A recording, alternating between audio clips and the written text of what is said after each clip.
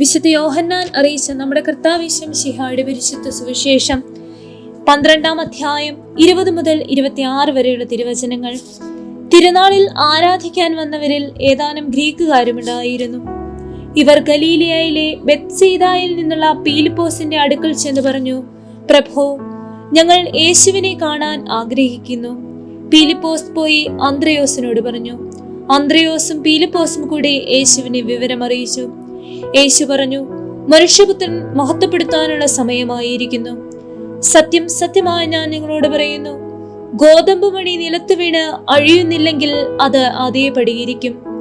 അഴിയുന്നെങ്കിലോ അത് വളരെ ഫലം പുറപ്പെടുവിക്കും. തന്റെ ജീവനെ സ്നേഹിക്കുന്നവൻ അത് നഷ്ടപ്പെടുത്തുന്നു. ഈ ലോകത്തിൽ തന്റെ ജീവനെ ദ്വേഷിക്കുന്നവൻ നിത്യജീവനിലേക്ക് അതിനെ കാത്തു സൂക്ഷിക്കും. എന്നെ ശുശ്രൂഷിക്കാൻ ആഗ്രഹിക്കുന്നവൻ എന്നെ അനുഗമിക്കട്ടെ.